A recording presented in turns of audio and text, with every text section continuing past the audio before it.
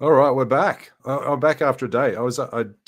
Jacob, I was only just here yesterday, actually, on a live stream. It's funny how sometimes the live stream end up doubling up. So, Right. for those of you who are tuning in, I'm back with my guest Jacob Nelson, who was on. Oh, when was it? Like a month ago, dude? I don't, yeah, Around about a something month. like that. I think it was around Yeah. about then. It's one of the most popular interviews that I've had in quite a while on the channel. So I completely messed up the timing on the last one. Managed to skip over that, but as you like to say, things happen for a reason. They do. So I think what we'll do is, if you are just tuning into the channel, whether you're new or you've been here before, if you just drop a comment, let us know where you're from in the world. I'm always interested to see where people are from.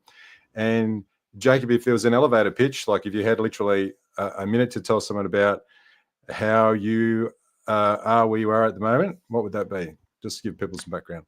Yeah. It all started with dreams. My book is titled Dialogues and Dreams on the Spectrum of Consciousness. And I spent the last 20 plus 30 years diving into my inner self to understand who I really was. And I found out that I was a soul. And I was honored to get a lot of information and have dialogues with other beings and these other states of consciousness to unravel the truths of reality. So that's all in this book, and I'm sharing that with you today. All right, cool. So as far as it's going to take a few minutes for people to join in. There's always at least one person who has never been here before, and it was the questions that they got answered was exactly what they needed. So if you do have a question for Jacob, just put up a Q and then put that in the comments, just so I can separate those from the general comments. But feel free to chat amongst yourselves as yourselves as well. All right, so just so you know, I'm in Sydney in Australia, and it's 1:30 in the afternoon. Now you're in Hawaii, right? Yep, Honolulu. Yeah, That's right. yeah, cool. Um, you've only just recently moved there, right? Yeah, just a couple months ago. It's part of the great transition that I'm involved in. I mean, my life's going through a great reset right now, and so is the world, and everybody is going through their own transition phase right now. 2024 is a big year for everybody. A lot of people passing on, a lot of people figuring out their life path and what they want to do, and making that great big shift. So I'm in Hawaii making, my shift towards, a greater awakening and helping others find their inner self. So what was it that made you move to, or where were you before? Because I think you were in Japan before, right? And then you moved to. What Yeah. made you do that? Well, part of it's in the last chapter of my book. Well, one of the last chapters in my vision, it basically was saying that Hawaii was the next step. I learned not to question my visions over the years because they've always been right, and so Hawaii it was. Uh, but in general, my older brother lives in Hawaii, so that was seemed like a fitting move. But more than anything, it was the vision. So I've been, having faith in my visions for the past 20, 30 years. So when it says go to Hawaii, I go to Hawaii. So can you tell us how do your visions? I know I'm pretty sure your visions show up in your dream, right? But how do you Yeah. differentiate between what a dream and a vision, or can you, or Yeah, how's I that work? mean, everything is a state of consciousness. This is a dream right now that we're in. You can call it a dream. This is a dream, right? You can call it an illusion, but don't mistake illusion for non-important. It's very important because we're here learning things. But everything, in a sense, is a state of consciousness. It's a dream.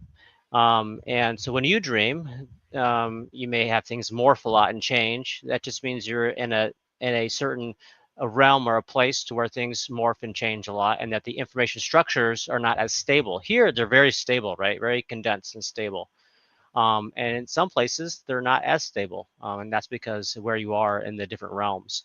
But yeah, I mean, we're always dreaming. Even when you sleep, you're just moving on to a different state of consciousness, right? In a sense, right now, our energy, so your soul is like this, and a fractal or piece of your energy is in a shell when it goes into a dream. And in this dream, it's very hardened and condensed. So we experience it in this physical 3D world. But when you sleep, your energy, that little piece that's in your shell right now, will detach and go to another shell, and that would be like a mental realm shell. That's where you see things morph a lot. If you were to look into a mirror or like a reflection of yourself in those mental realms, you'll notice that you may not be who you are right now or in this physical shell here. You may say, well, I know maybe I'm Chinese or maybe I'm an alien, but you could be very well be in a different shell and not even realize that. So your energy is just moving from shell to shell, um, and sometimes it can kind of double up. I mean, so it's not like there's an empty shell out there and you just kind of go into an empty shell and act as a host. But you have infinite selves, infinite parallel selves. So when you are detached, when you go to sleep, when you're detaching your energy from this shell, it can kind of just hop in and merge with another shell that's already out there doing its thing. And that's also why you sometimes feel an increase of awareness when you have let's say, lucid dreaming or lucid awareness, is because your energy that is in this shell is doubling up into another shell out there, and that causes an increase of energy and an increase of awareness, and then you become self-aware. So you can imagine if there was other energies that came into this particular shell right now, you'd have a heightened sense of awareness and increased energy, and you'd feel like, wow, I realize this is a dream right now. So it's also the case that there's this the merger of energies within your greater soul is what causes an awakening or a self-realization. Before we went live, we were just briefly talking about what's happening with your family, and you've had I don't know whether your mum and your dad crossover. This seems to be a topic that comes up a lot just in my last few interviews. And I subscribe to the idea that there aren't any mistakes like within conversations. So would you mind sharing sort of what you've been through there and what you're learning, if anything? Yeah, it's just this year a lot has happened for everybody. My mother and father and younger brother are not doing well, and they're sort of in critical states at this point. And um, everybody's I don't want to say death. The shell death is sort of planned. We plan when we arrive and plan when we leave, and um, some people will be here for the transition, some won't. Some want to be on the other side and help from the other side to help with this great transition. So we'll see. Sometimes it's just they're in a certain critical state, and maybe it's something that they need to work through to stay here. But there is a plan. So if you have people that are passing on, know that these things are planned. And there are no mistakes. They may have wanted to work from the other side to help you and help the world. And if not, then they're here as part of there are lessons to learn to get through that struggle. But there are no mistakes. So don't worry if it feels like, oh, they didn't quite make it during the transition, because it's all planned. Does it bring you any comfort to know that there's the plan? Yeah, it does. I mean, it's amazing because here we think everything's just all random. There's no meaning to anything, but it's so not the case. It's just that we have this sort of amnesia, and we give ourselves this amnesia so that we can kind of learn things as best as possible. Because if you think about it, we're infinite beings, right? We're God, we're pieces of God. And so for infinity to actually experience something, it has to become what it's not, right? It has to become finite. It has to go, okay, I have to forget I'm God if I really want to learn at the deepest level. Because there's other levels of higher realms and states of consciousness to where when you incarnate into a shell, at a higher vibration, you'll go, oh yeah, I know I'm God, but I'm also kind of experiencing something. So you're aware you're God in the background, and you're kind of experiencing something, but it's not the same as it is here, right? When you completely forget, that's really hard. It's really only at these deepest depths that we forget that we're God. And we forget that it's all planned, because there really is no such thing as something being not planned, right? Because if you're infinite, everything is already happened, right? There's nothing to really do, nothing that can happen at random, because it already happened. So there is no such thing as something that's really non-planned. There's the illusion of non-planned. There can only be planned because it's already happened. So what do you say to people when they feel like, man, my life is just, it doesn't seem to be working out too well for me, and how can I possibly plan for this kind of thing to go on? I know What do you it's say? wild. I mean, I've been going through some things too. It'll have to be my autobiography, and not even in maybe in the second book parts of it, but we'll see. But yeah, just a roller coaster of things. And when you're in the thick of it, when you're in the underbelly, in the dark, and you're scared and you're fearful, and you just know, why is my world upside down? What is going on? This is like, why would I plan for this? This is a nightmare. Why would I plan a nightmare? Well, yeah, you see it as you see it as a nightmare, but as we know, growth is difficult. It's painful. I mean, when you're an infinite being, things are so easy. This, I mean, you've already done everything. You know everything, and and it's only once you're in the higher realms that you start to learn something. But when you come down here, you're really learning a lot. I mean, think of the higher realms as if like you have training wheels on your bike. Yeah, you can fall here and there. You might, stutter or something, but you're not gonna, you know, slam and on the ground and break your arm or something like that. You're not gonna die in a sense. Your shell's not gonna die. You may get bumped up, but here, it's like it's not training wheels. You're going 1,000 miles an hour down a dark road. You don't know what's gonna happen, but that's where you learn the most, right? Into the unknown, into the inner depths of yourself that you are unaware of, right? We're trying to find out more about ourself, which is God, which is this, infinite fractal of love. But in order to understand that, you have to remove everything that you know so that you can find out something that you may not know, which is a tricky thing, right? It seems like a paradox, but the paradox only exists here, right? Paradoxes exist when you have these constraints, right? If there are no constraints, if there's only infinite possibility, then a paradox by definition cannot exist because there's all possibilities. So it has to exist. So for this, it is, for God to understand itself, it has to go into the world of the paradox. It has to have these constraints and stretch these constraints to see how far it can get into itself, while forgetting itself. And that's the only way we can learn. It's the only way we can actually truly know that the detailed aspects of what love is to go into the unknown. Even though it's an illusion of the unknown, it is still the unknown in a sense, because we have blocked the information from getting to us.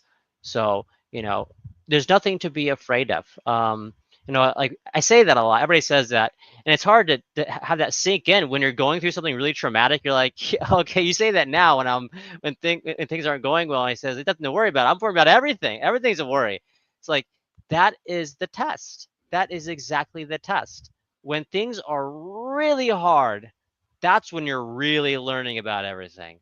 And it all goes back to love. You go, well, then how is this, how is me being arrested love? I don't understand. How does that connect?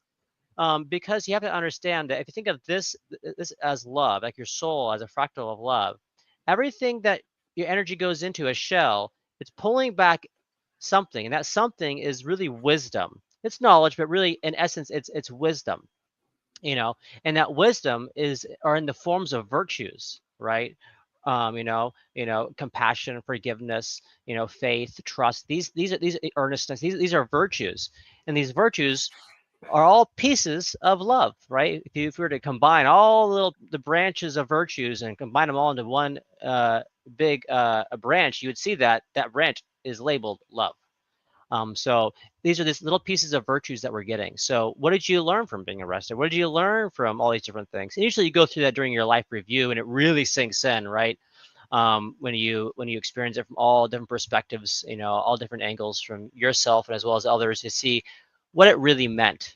And so, we learn through by having these difficult experiences to understand how that virtue is integrated back into love, back into source. So you mentioned life review there. Now, my understanding of a life review is like people who have near-death experiences and they kind of have their life presented to them. How did you learn about that? What's your understanding of that? Yeah, well, I've had No, very different experiences. Everybody has their own unique experience. We're unique fractals of God. So there's not going to be anybody who's had the exact same type of life review, how it's presented, the beings, how they look like, the realms you're in. Everything you see and experience is unique to you. So wherever you are in a state of consciousness, remember that you may be seeing something and you think the other person is seeing it too, but they're seeing something slightly different, right? A slightly different shade of red. And so when I had my life review, it was I got it in different bursts. It's actually in the book, and it wasn't necessarily a direct life review saying, "Oh, was your life." And I got different segments of different things throughout the 20 years, and I was remember floating towards this huge screen slowly, and almost like not only my current life, but other parallel lives were being flashed in front of me like a million times a second. And you would think you wouldn't be able to understand it when it's going so fast, but like it was like I was just absorbing all the information as it was happening, and it was like instantaneously filling myself up with the experience as well as the wisdom that to be learned from this. And that was right after that I met one of my guides. And he didn't really say his name at first. That was a slow process before I got his name. His name is Israel, which I know now. But I've had it in different visions. I've had different sort of snippets of these reviews, um, and they're quite aware of what works for me, and they're quite aware of what works for you too. Your guides, sometimes you have a near-death experience, they'll say, okay, we'll give it to you all right now and show you all at once. And for others like myself, maybe say it's a slow drip. We'll just kind of, because I signed up for this. I signed up for the experience of I want to be a writer. I want to write about these dreams and find out that dreams is one avenue to understand what reality is. Right. This was my method of figuring out what reality was through my dreams, and that was what I signed up for. So, of course, they're going to give me my life review and all these things blended into my journey, into my dreams. So, they know the best way to do it for you too. So, it may not be a near-death experience. It may be, let's say you hike a lot and you're going to the mountains. Maybe you see something in the mountains and it's like some carving and it somehow relates to you, and then pretty soon you're hiking everywhere and you start seeing these symbols. Maybe that's something you planned. Whatever is as really unique to you is how it's going to be revealed, and it's usually something you signed up for. And you'll find that you'll see a lot of these revelations through your passion, right? Because when you're following your passion, or you're in your highest excitement, is when you're in the highest state of love, right? You have very little fear there. So when you're in your highest state of excitement and your passion, is when you'll start getting these signs, because that is when you're most open and most connected to your higher self and your guides and so forth. So remember, if you want to get signs, just make sure you're in that state of love, which is act on your highest excitement and your passion. And it's very easy to do. You think it's very hard. People say, well, you have to meditate 10 hours a day if you want to do this, open all your chakras and do a bunch of different things. You really don't have to, because it's all about getting into a state of meditation. And meditation does not mean sitting like this, or it does not mean having to do a certain pose. You can do those things. They can help, but you don't have to, because we're always in a state of meditation, especially when we're dreaming, right? Because we're not consciously thinking. It's just activities happening on its own. But also just doing something that you love to do, or something that takes your mind off of something, right? Takes the bozo mind off of something.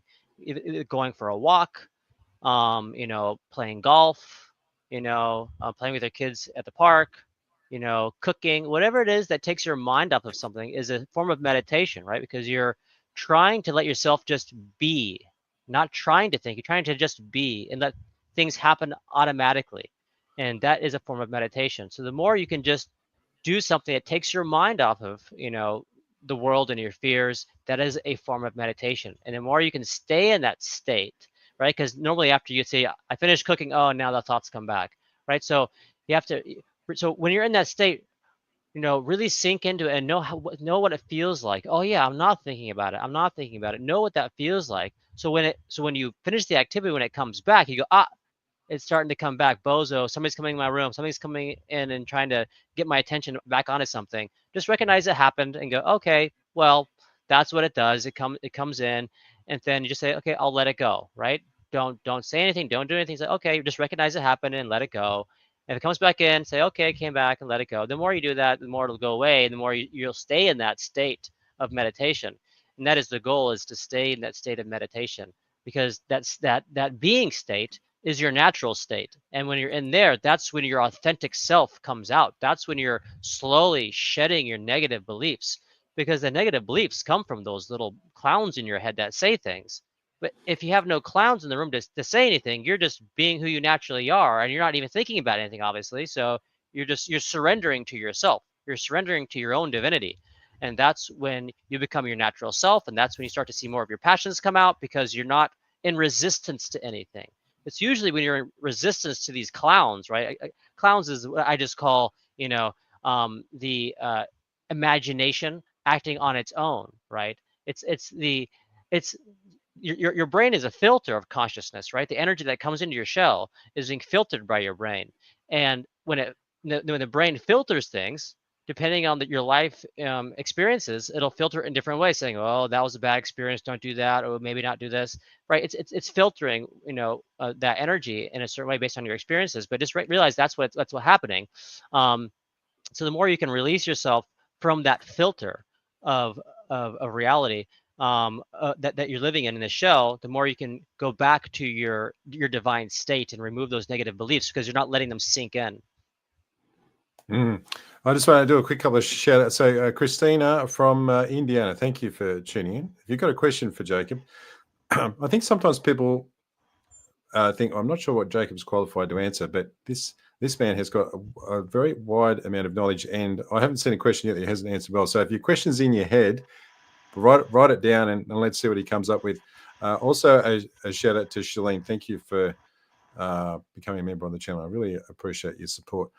So my question for you is, when we all have like epiphanies, moments where you go, wow, that was a complete paradigm shifts.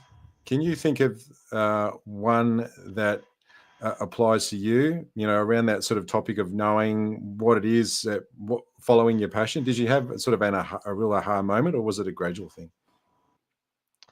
Well, in terms of my passions, one thing to keep in mind is that a lot of people actually have so many passions that they don't know which one it is. A lot of people say, well, I don't have any passions. I'm not passionate about anything. But usually the case is, there are younger souls here. Younger souls meaning it's their, first round on Earth, or second or third, maybe 100th. But they're usually right now during this transition, to sign up to come here right now, to be in this spot, right? Because it's all planned, right? So in order to take the class during the Great Transition, they're not going to throw a whole bunch of new souls in saying, okay, yeah, fresh new class to lead the transition. No, a lot of people here now that are still here have been here and done the Earth thing many, many times. And because you've done it many, many times, you've accumulated a lot of experiences in your parallel selves of the Earth experience, which means you've experienced a lot. You've had a lot of passions. You've had a lot of careers. You've learned a lot, done a lot of things, and all that's in your spiritual DNA.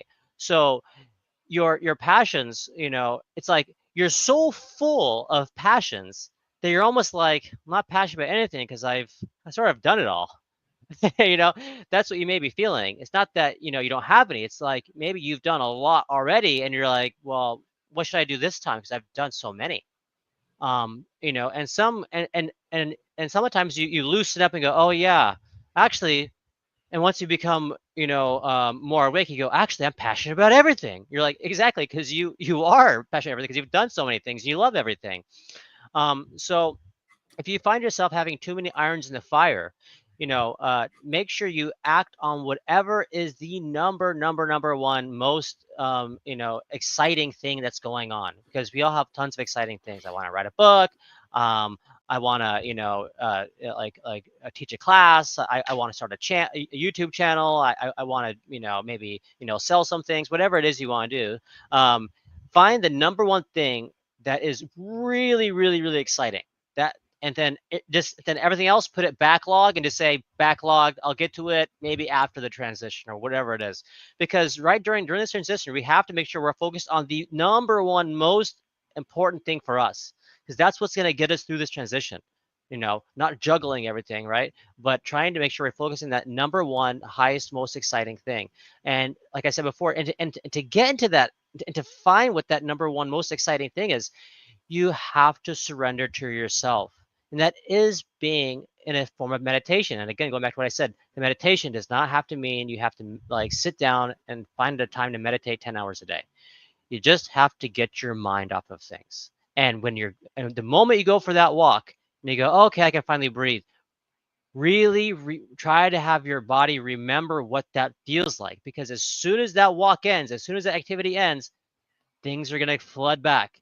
That's the test, right? That's the test that's going to say, okay, did you learn that feeling or not? Because is it going to take you away to those train of thoughts or not? And the more you can capture that feeling, the more you're going to stay in that state of being, just being.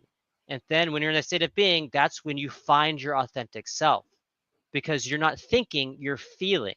You're feeling who you are, and you have no worry. And that's when things just start to happen, because you're being led by your heart. And all of a sudden you ran into somebody at the park and, oh, what's this? And then all of a sudden things are starting to connect, because you're in that state, that high vibrational state. So you have to be in that state, and that state is not hard to get into. You can do it while you sleep, obviously, but just getting your mind off of things and remembering that state is really important to kickstart everything else. So it's kind of in line with this question from Christina: when the mind gets crazy and won't stop, how do you come back to center? I think this is part of it. There's so many ways that we can distract ourselves, with TV and media, social media, and talking to people, Yeah. or there's any drugs, alcohol, the works, right? So what do you suggest? Yeah. So yeah, anytime, like I've been through a lot of crazy stuff that I can't even mention, but I've been through a lot of wild things. And yeah, and when you're in the thick of it, it's really hard, and I'm not saying right when it happens, like, right when things are crumbling, you have to just be this saint and just get through it. No, it's not like that. We know it's not like that. But you have to remember, have it in your mind to go, okay, I'm going to have to know that this is happening. It's hard and I can't quite unpack it yet. I can't quite calm the mind, but just being aware, being mindful what's happening, and the greater understanding of that this is an illusion. These are happening for a reason. This is planned, whether I like it or not. I'm going to be learning something and it's very painful. Oh yeah, it's painful. That means I'm going to learn a lot. Okay, I must be learning a lot. And then so remind yourself as you're going through it, saying this is part of the growth. And once when you get little pockets, little room, like even 2 minutes to breathe, try to not saying force anything out, just try to do something natural that gets your mind off of things. I'm not saying you have to go do something that takes a lot of energy. I'm just saying something super simple, right? Petting your dog or whatever it is. You have to take these small, as we know, small steps, these small incremental steps of getting back to that vibrational state. Because you can't just go, things are crazy, let me just, get everybody else out of the room, get all those thoughts out of my head and just go right to it. You say it doesn't work that way. Everything happens in these small incremental steps. So we have to take, one, like 5 minutes here, 5 minutes here. Then pretty soon we're like, oh, okay, maybe I can do 10 minutes and then 30 minutes. And then now, oh yeah, I'm slowly relearning how to get back to that state and be mindful of when these thoughts are coming in, right? It doesn't happen overnight. It doesn't happen, you have to slowly um it's like if you have a full room full of crazy people, those are your thoughts. You can't kick them all out at once. It's not going to work. You'll die doing it. They'll eat you alive. So you have to do it one person at a time. Kick one person out. Go, oh, that's just one person less.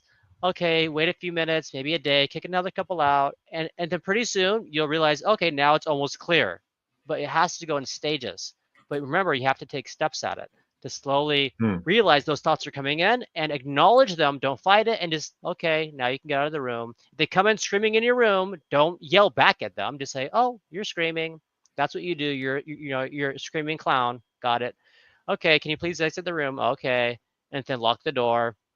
So it's step by step. I sometimes find music is a good entryway. Like, I don't listen That to yeah, music a lot, but I think sometimes people forget the power of music, and whatever you happen to like, it kind of gets you into a state, and then suddenly you realize, oh, I'm so much more relaxed now with this. yeah, And being in nature is a great one. I grew up in the bush. I think anytime you're in nature, that's kind of it's a natural environment for human beings. Like, that's where we've been for millions of years. So I think if you have the opportunity to get outside, whether it's even, especially if you're one of those water sign zodiacs, getting your feet in the water or getting your feet in actually in the earth, take your shoes off. I think that yep, can help as well. Just sort of slow absolutely. things down a bit for you. Sure. Pretty random comment here from Power Off. Thanks for tuning in. Astral projection has been my greatest accomplishment in this lifetime. Yeah, well, it sounds like you've had a pretty interesting experience. Have you ever had an actual astral projection experience yourself, Jacob? Yeah, well, I'll say it's really interesting because, how the energy in your shell plays with other shells and also not in a shell, right? When it's just not in a shell, it's just floating as pure consciousness, pure awareness. There's so many different ways that your energy, right? This fractal of God that's in you can play with creation, right? The realms of creation. It can observe creation. It can just go into a realm and just be like an orb, right? And just be aware of things. It can go into a shell. It can merge. You can have shells merge with each other. There's so many ways things can interact. So astral projection, all of these, out of body experiences, all these things are just different modes or methods, like different ways that the fractal of God is moving around within creation, right? Whether it's, and also there's this range of awareness. How aware are you of yourself when you're doing this?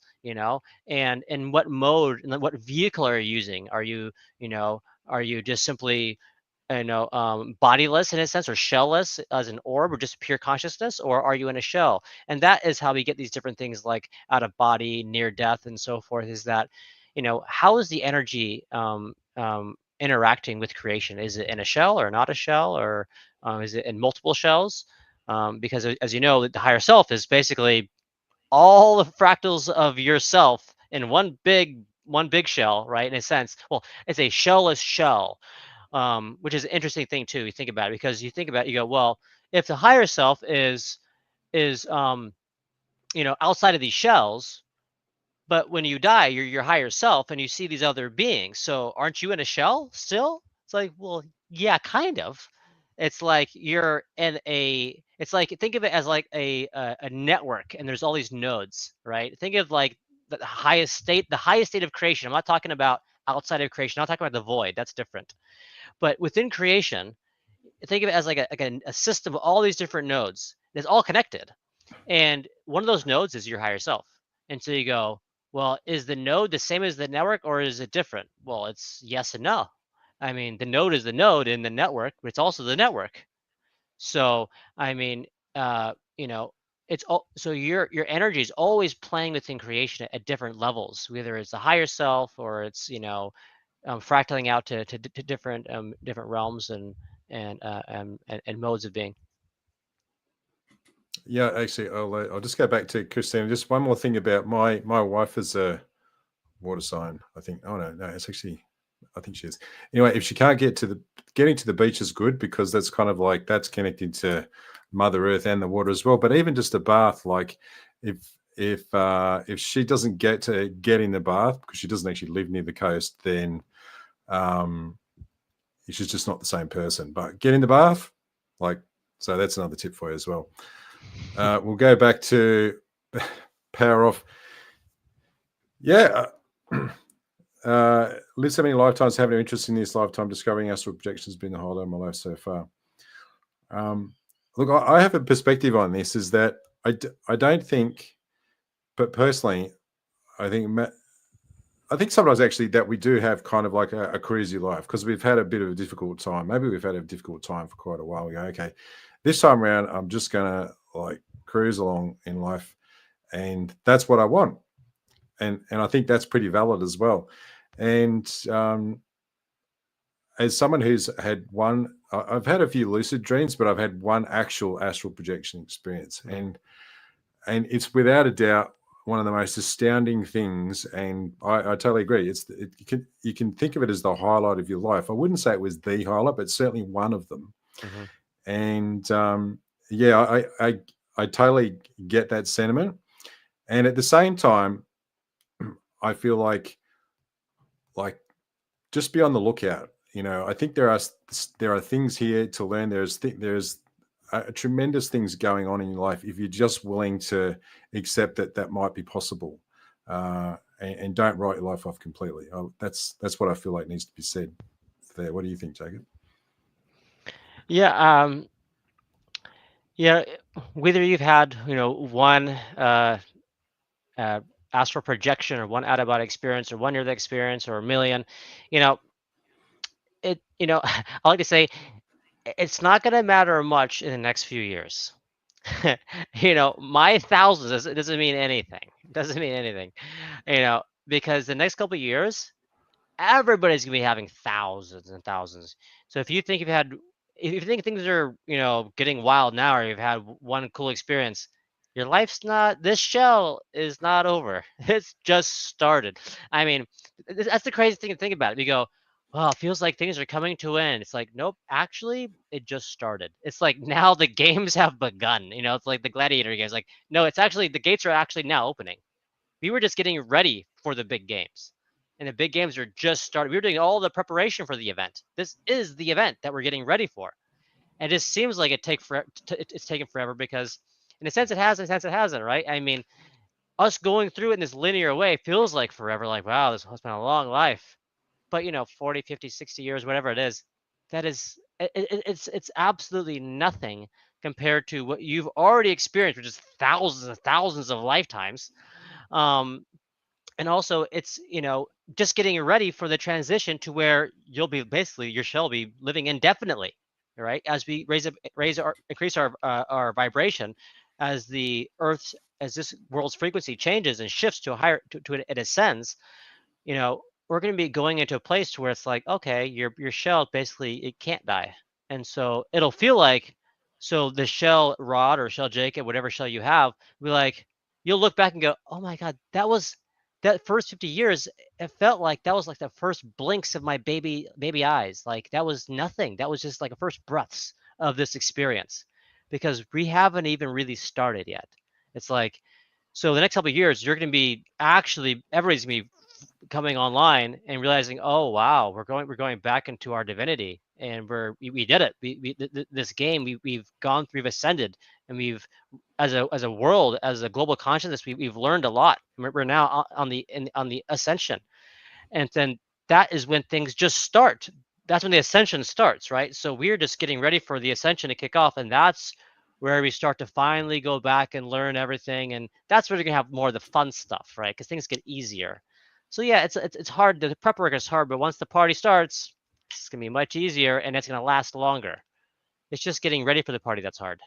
But so it's just, so these visions, it, you're gonna it's like, because it's gonna blend in. You're gonna go, because you're gonna have all these visions, and all of a sudden these visions are gonna feel like it's base reality. Wait a minute, you know what I'm saying? It's like you'll go, because you'll start seeing things like people can move objects now, like on the news. Somebody people can read people's minds, and they can move things with their mind, and then pretty soon these things become normal, and it's like the dream becomes real. It's like all of a sudden we're getting all these abilities back, and so it's like you're getting all these visions, and then the visions become reality. Like, this is reality. So what was it before? It's like, oh, that was the dream. Now we're going back to what actually is.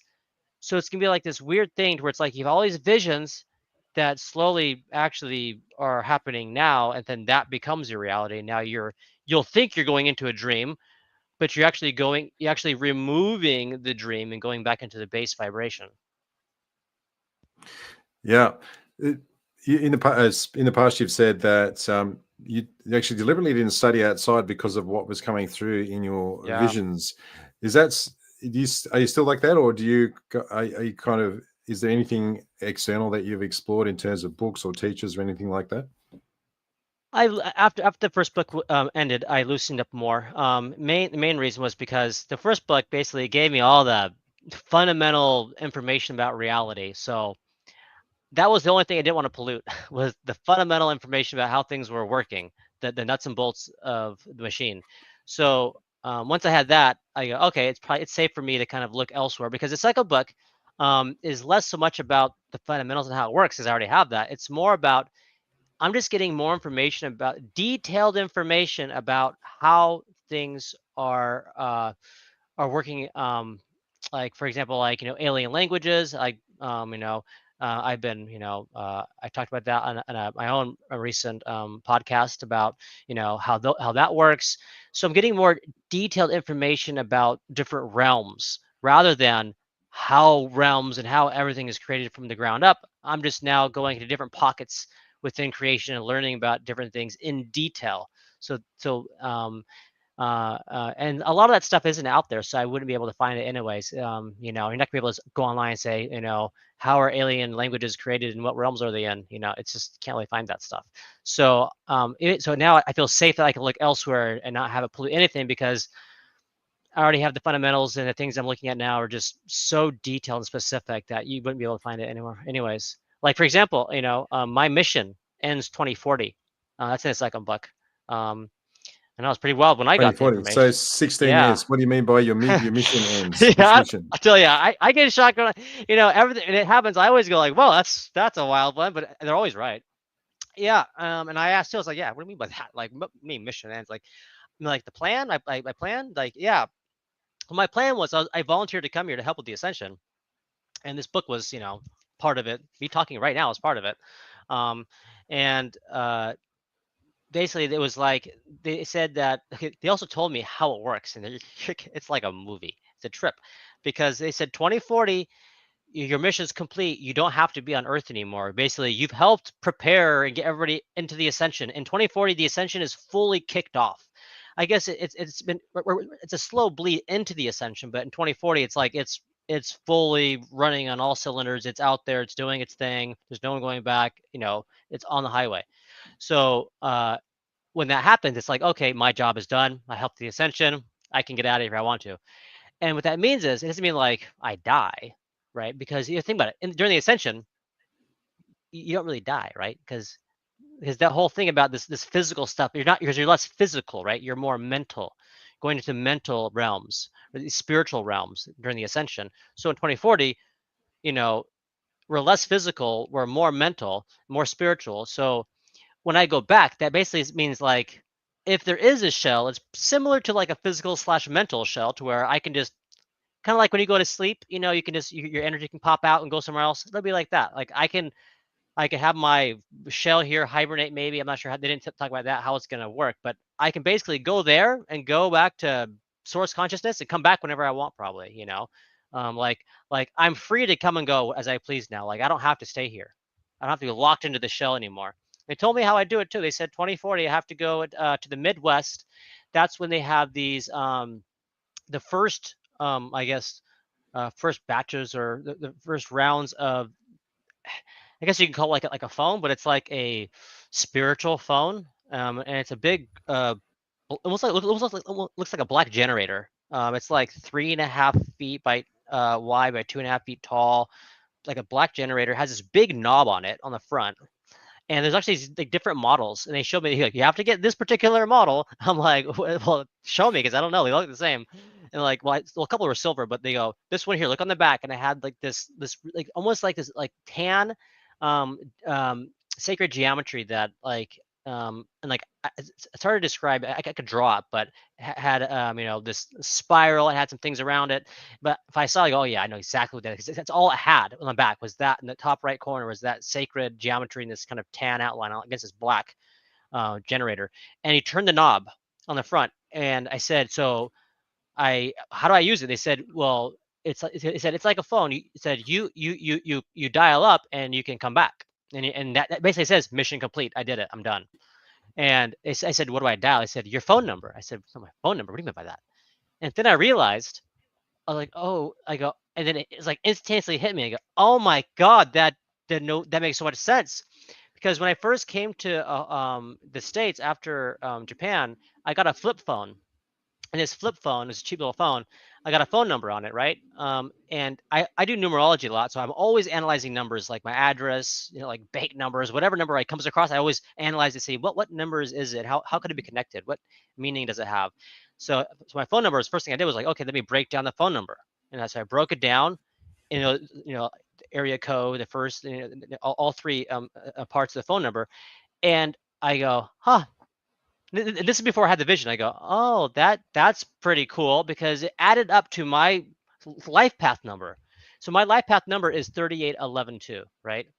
And when I added up the numbers for my phone, it was 38112. I was like, yeah, that's pretty wild. That's that's not a coincidence. And so Can you I just never do the forgot practical? that. Sorry, can you do the practical? Because you just mentioned life number, and some people might not know much about numerology, and I know a little. I know your life number. You can kind of add together your birthday, but just tell us how you got to those figures there, just for practical, because it might be useful to someone. Yeah. So numerology, or they call it divination, and it's a loose word. I don't even like that word, divination. Basically, there are anybody, any shell, any being can use something as a way to channel information. It's a way to get signs that's unique to them, right? Whether it's cards, like tarot cards, whether it's like tea leaf readings, or whether it's license plates, or whatever it is, numerology. They're just different ways and methods to get information. It's a channel. And the great thing about numerology that I like is that, reality itself, or, the structure of reality itself, is simultaneously creative and mathematical at the same time. It's both. And so when it comes to the mathematical aspect, right? Because right in creation, it's duality, right? So you have like, masculine and feminine, all these different things, right? So you have this, you have the kind of like the analytical, right, and the creative. So you have the math, and then you have the creative things, right? And with the math part about it is that it's a more strict way of looking at it. So with the creative aspect of stuff like tea leaf readings, it's a lot more up to your interpretation of how you are connecting with it. But with the numbers, it's pretty strict.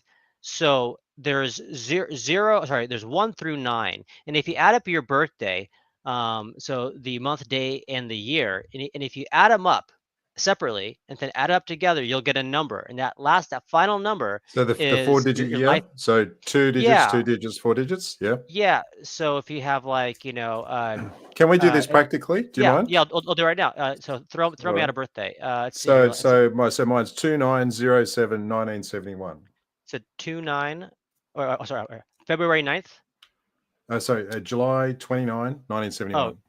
July Oh, 29. you do because in America you do the month and the day around the other way. It's still Okay, yeah, interesting. okay. Is it okay? So you said It works out the same 7-9. though. Was it 7-9 you Yeah, said? so for you it would be 07-29-1971. Hold on, let me just do this here. I don't want to have to double check. So he's open this up.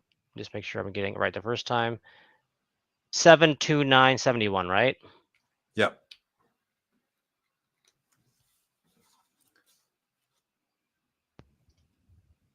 Okay, I always double check. So 1 plus 9 plus 7 plus 1, that's 1971. And that adds up to 18, okay? And if you add 1 and 8, you get 9, okay? Yep. So your year adds up So to 9. so that's my life number. Is that right? Well, that's just your, I'm just, so you add them up separately. You add up the year separately. So 1 plus 9 plus 7 plus 1 will give you 18, and 1 plus 8 is 9. So you have 9 for your year. Then now we add up, so that's 9, and then plus, you said the 29th, right? So 2 Oh, plus okay. 9, Yep. which is 11, which means Yep. already, so 11 is a master number. So you have master number energy in you. So that means you have 9 plus 11. We don't reduce master numbers, so you don't go 1 and 1 to 2. And then plus 7. So you are a 27-9. And I always double check it because so right now you're a 27-9. So I go one last time, 1 plus 9 plus 7 plus 1 equals 18. 1 plus 8 is 9. And then 2 plus 9 is 11. 11 plus 9 plus 7 Yep, 27.9. So you're 27.9. So that's how I added it up, right? I do it separately, right? You do the month separately, the day separately, and the year separately. Then you add those up together. And if you get a master number is 11, 22, or 33. If you get those numbers, you don't reduce those because they're already reduced because they're a higher frequency. So like So that's like expressed like that, is it? You can see that on the screen. So 27 that's slash right, 9. Yeah. Okay. 27.9. Yeah. And the number right before that slash, which is a 7, it has your most important lesson. And so before I go any further, so when you get that last number on the far right, that is your life path number. There are other core numbers in your chart in numerology, but life path is one of the most significant ones, because that is basically says like, here are the core lessons you're here to learn. It doesn't say specifically what lessons. It says type of lessons. That's all it says. A general category of lessons. It's like it doesn't. So for the 9, the each number 1 through 9. Usually, most people end up with 1 through 9, and then that's about 80% of the population. About 20% end up with 11, 22, or 33. I'm an 11, and the 1 is about leadership and innovation. There's pros and cons to this, okay? But I'm just saying the pros of it. 1 is about leadership and innovation. 2 is about compassion and love. 3 is about creativity and self-expression. 4 is about practicality and effort, putting in the work. 5 is about balancing freedom with responsibility. 6 is about family and unconditional love, the home. 7 is about spirituality and the mysteries of reality. And 8 is about the material world, wealth, and power, and also self-power, not just external power. 9 is about that's one of those tricky ones, but there are different schools of thought in the 9 actually. But 9 is a number about detachment, really, because 1 comes in and says, I attach to things. I'm a 1. I'm going to innovate and go into the unknown, right? It's trying to go into the unknown, innovate and be new and explore. I'm an innovator. I'm a leader. And then when it goes to the 9, the 9 goes, okay, actually, now I'm trying to detach. I've gone through the cycle. So now it wants to remove all the things it learned and says, you know what, I learned a lot, but I don't need those things. The wisdom was all I needed to learn. And so it tries to detach from things. And in order to learn, so I'm going to go into 9 now. In order to learn this detachment, you are faced with, so your goal is to learn how to be a 9. So when you come here, you haven't really learned how to detach from things yet. That's your goal, to learn how to do that, to be a 9, which is learn how to detach from things, which means you may be attached to things quite easily, or maybe hard for you to detach from relationships or people, and people pass, or when things move on and relationships end and things like that happen, or somebody leaves, or things that were felt attached to when it's hard for you to detach from it. But it's hard because that's what you're trying to learn. You're trying to learn that. And so the 9 is trying to learn how to detach, and that's its struggle. It's very hard. The other numbers have their own struggles, and the 9 is trying to learn how to detach. But also 9s are very, very smart. They're very smart because think about it. I mean, they went through 1, 2. They had all these experiences from all the other numbers, so they've learned a lot. They're very wise. 9s are very wise people. But sometimes the 9s don't trust their own wisdom. They don't trust their guts. And that's part of what they're trying to learn too. It's like they have all this information and it's like they've accumulated all these things and they're trying to detach from it. And all the things they've accumulated, they're saying like, you shouldn't do that. You've learned a lot of things. You probably shouldn't do that. You're wise. But you're like, yeah, but I don't know. Do I trust you or do I not trust you? And so 9s have a hard time trusting their gut. And that's partly because they don't want to detach as well. So there's a conflict there, but that's part of it. That describes thoughts that I often have pretty well. Yeah. Do you mind if we do one more, because it's Power Off is giving their birthday here. Okay, because there's more I can give you. That was just the 9. The 2 and the 7 are different parts, different, more deeper things I can give you, but that's for a different conversation if you want. Let's see, 3/3/1978. 1 plus 9 plus 7 plus 8, 25. So that is 5 plus 2. That's 7. So we can park that. That's a 7. 7, right? Plus 3 plus 3 gives us 13. So you're a 13-4. I always double check.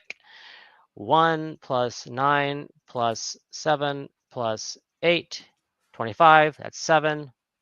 And then 7 plus 3 plus 3 is 13-4. Okay, so 13-4. Oh, wow. Aren't you a practical soul? Or at least you're trying to be one, right? Depending on how old you are. You know, I met lots of 13-4s. They've taught me a lot, because I can be very impractical. I'm all my head's in the clouds, right? So 4s are naturally have an ability to be practical within them that they're trying to learn. It doesn't mean that they're born practical, right? Whatever number you have doesn't mean you're that. That means you're trying to become that. But it also means you have the ability to naturally be that as well, right? It's like if you're a 9, it's like, yeah, I'm not quite there, but I have the ability. I know I have the ability to do that. It's like you have the natural ability to do it, right? You have the potential, but you have to really work at it to fulfill that potential of that number. And so for a 4, the 4 is about hard work, effort, practicality, right? Putting in the effort, putting in the work, being practical. Usually 4s are considered things like law and order, right? Like the police, because 4s usually or have an affinity towards things that are structured in some way. So like, that's why, law and, order, right? Police and lawyer, the law and things like that. It's ordered stuff.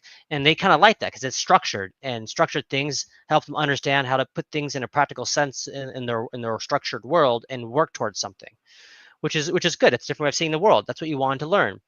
And so early on in your life as a 4, you may find that it was hard, to be practical or to stay focused. Maybe you wanted to escape. You wanted to do something that, was like, I don't want to be so structured. I know I need to be structured. I know that's the right way to do it, but I'm having a hard time doing that. But the more you do it, the more you realize, oh yeah, it's actually a good thing. It's easy for me to do, and it actually makes me happy when I'm structured. So it's about putting in the work, right? Not, escaping from the effort, not trying to take the shortcut, not trying to cut corners, but to put in the work and see things in a practical light and structure your life. And when it's a 13-4, so the number right before the slash means the 2 numbers before the slash means if you do these lessons, you will be able to become the life path number 4 or 9, whatever it is. So for you, it was like 2 and 7. If you master the lesson 2 and the 7, you'll become the greatest 9. So for a power off for 13, so 13 and 4, 3 is the most important lesson. 1 is the sub lesson. So you're going to feel a lot of the 3 lesson and a little bit of the 1 lesson. The 3 is about self-expression and creativity, and when that is a lesson and not your life path, right? But it's your lesson number. That means you struggle with expressing yourself, with showing who you truly are in the world. Like, do I wear my hair this way? Will I be embarrassed? Maybe you always feel embarrassed about showing who you are. Like, well, maybe they won't like me. Maybe I'll feel weird. I'm not the cool person, They won't like if I listen to that same music or like those same things. I'm not normal. I have my own unique way of seeing things, and I don't want to be embarrassed. Those kinds of feelings, right? Embarrassed about yourself. That's the 3. It's trying to learn to say, embrace yourself and embrace who you are. And the more you do that, the more you'll see how, because you're creative. You're just trying to release your unique creativity. That's why you're so different, because you're so creative, right? You're so creative. That's why you're so different. That's why you have these different tastes, because you're so creative. But since you're so different, you're afraid to show that unique part of yourself. So you have to realize that, you know what, I am unique. That is exactly what I need to express, because I'm so creative, and embrace that. And the other one is the 1, which is about leadership and innovation, which means you've probably been tasked with, trying to be a leader at some point. Maybe you're an older sibling or things like that. But that's easier for you to do, is, to be a leader. And that's something that, you can do. You don't struggle with it as much, but it's more about the self-expression that you struggle with. If you master the leadership, innovation, and self-expression, and sharing your creativity unapologetically and being who you are, you'll be the best practical 4 you can be, right? And things like 13-4s, you could be using your creativity in a practical way. Maybe you create art, or sorry, like jewelry. Maybe you're actually making different types of necklaces and things like that, and you sell it at a shop, right? That's a practical way of handling your creativity. 13.4s are like that. Cool. How much time have you got, Jake? Because we're up to an hour, and there's a couple more people want to do this. No, I got time. Yeah, sure. All right. Okay. We'll go back to Christina. I see LR has dropped in as well. We'll come back to yours. So we'll. Christina had a very similar birthday to. Okay. 86. Okay. 1 plus 9 plus 8 plus 6. 24. So it's a 6. Okay.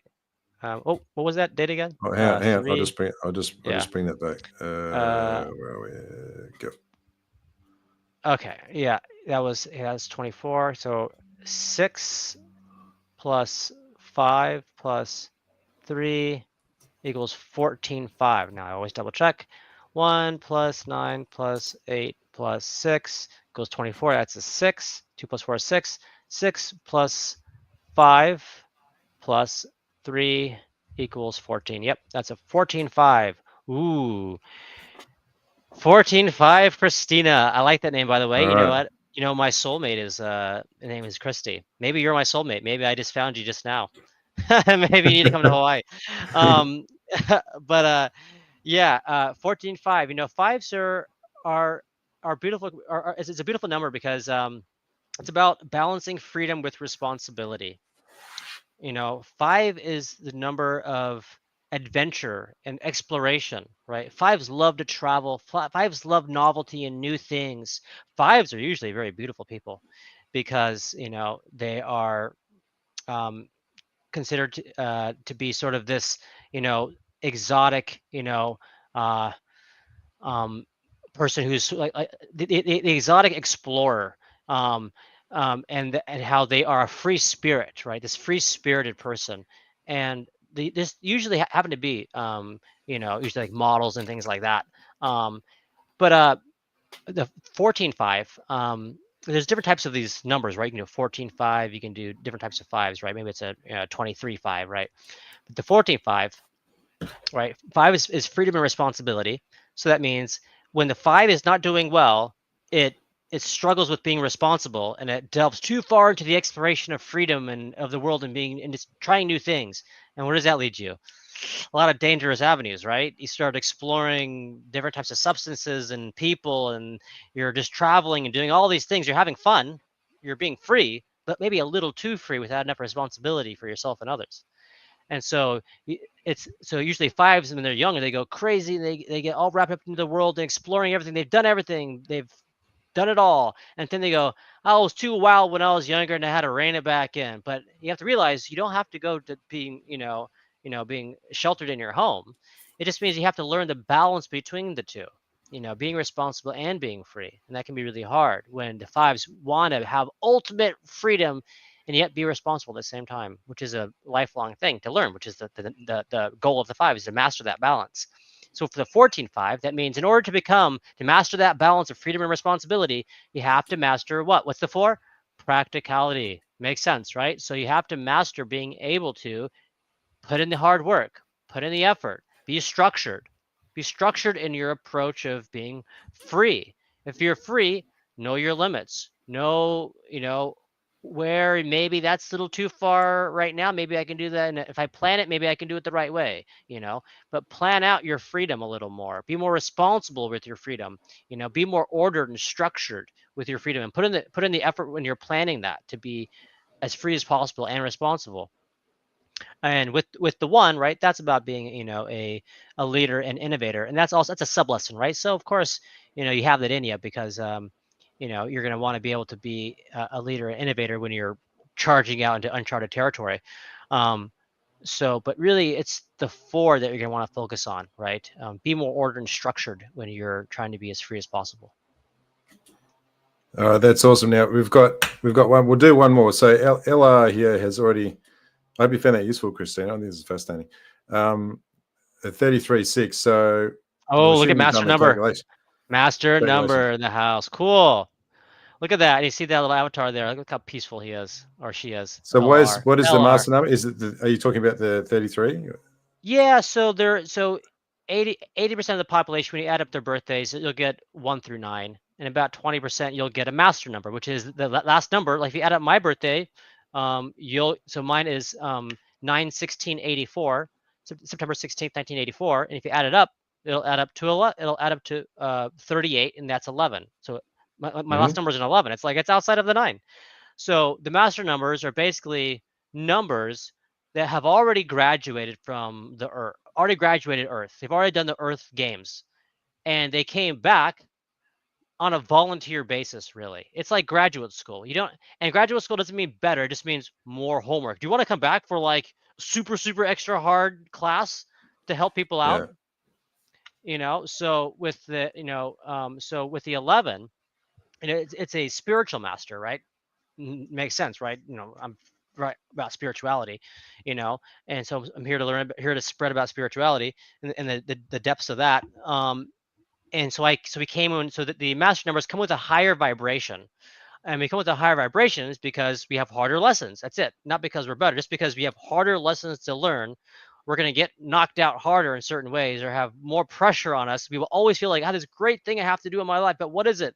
Like 11s, 22s, and 33s always feel like they have to like solve the problems of the world. They have this big pressure on them since they were like, since they were young. They always felt like I have to do something big with my life, and they don't know what it is. And it usually doesn't happen until later on in their life that they start to kind of figure it out, because there's a lot to think about, a lot to feel. And so for me, I'm doing mine right now. And so 11 is spiritual master. 22 is master builder. Those are things like, your Elon Musk types, right? Doing, or like a Tesla, right? You're doing all these big, huge inventions with the physical world, right? Because right, if you add up 2 and 2, what do you get? 4, right? You get practicality, right? So you can imagine like master builder, building these things. So for the 33, that is spiritual or master healer, spiritual healer, and that's your Jesus type, right? Jesus was like 33 basically, right? Baptized 33 vertebrae, all that 33 big number, right? It's the master healer. Those are the ones where you were like put their hands over your head and now you can see again and now you're healed. Those types of people, they have really strong healing energies naturally. And the more their vibration raises, like LR, as he raises his or her vibration and when the ascension comes, LR is gonna be the one who's like walking in the streets, like healing everybody, like, okay, you can see again, you can hear again, you can walk again. Those types of things will happen. The ones that can actually physically, like, can heal you with their physical energy, like they're basically your chi energy, right? Chi is basically your spiritual fractal energy, is just your chi energy, and you're just able to focus it on somebody else's shell and heal their shell. And so the 33 now the 33 here, that's the cool things about the 33, right? Now the struggles with the 33, so the 33, so if you look at it, it's so I'm a 38/11/2, right? So that means I'm a 2, but I have the lessons of the 3 and the 8 plus I'm a 2 plus I have the lessons of the 1 and the 1 plus the lessons of the 8 and the 3. So I have like 4 lessons instead of 2 lessons. So for him or her, the 33/6, I'm not sure if there's anything before that 33. It looks like there's not, because like I'm a 38/11/2, right? I'm not sure if there's anything before the 33, but the 33 in general is struggles with self-expression, right? Because remember, so if you have the 6, and anything behind that slash is a lesson, sub-lesson. So when you have the 3 as the first slot and the 3 as the second slot, means your primary lesson and your sub-lesson it's the same lesson. It means you have like triple the strength. It's like one huge lesson of the 3, super strong lesson of the 3, which means 33s are usually very embarrassed about things. They get embarrassed very easily, and the reason is because you think about it, 33 is a spiritual healing energy, and a spiritual healing energy is a non-strict energy. It's really connected, right? It's not like it's just like like with the math, with the numbers, it's very like strict. It's like one pathway, right? Very strict, analytical. But with the opposite of that, the creativity, spiritual nature of all connectedness, right? The three is about creativity and self-expression. It means you're connected to everything. That's why you can heal. Yeah, I gotta, hold on, somebody's calling me. I gotta cancel that. Okay, so with the 33, right? So they're all about being connected, and since they're so learning about how to be super connected, that also comes back on them, and it makes them feel embarrassed as well, because now they're having to, like, show everything of themselves, right? Because they're trying not to close themselves. They're trying to, connect with everything as well. So that means they have to release all of their creative energy out. So they're very unique, smart, creative people, but they have so much in them that they feel like they're so different that they don't want to share that unique creative nature because they'll feel odd. But the more they do that, it's actually the more they realize that's actually how I'm going to be myself and heal others and myself. So 33 struggle with self-expression, and they get embarrassed a lot, and they have to learn how to share their creativity and not be embarrassed about who they are. And the more they do that, the more connected they will be with themselves and others, and that's when they will truly be able to heal themselves and others as a healer, master healer. All right, cool. I have to wrap this up, Jacob. So there's more people are starting to ask questions. What I'd encourage you guys to do is just have a look in the description for the live stream. It'll be there. You can replay it. You can get in contact with Jacob. His contact details are there as well.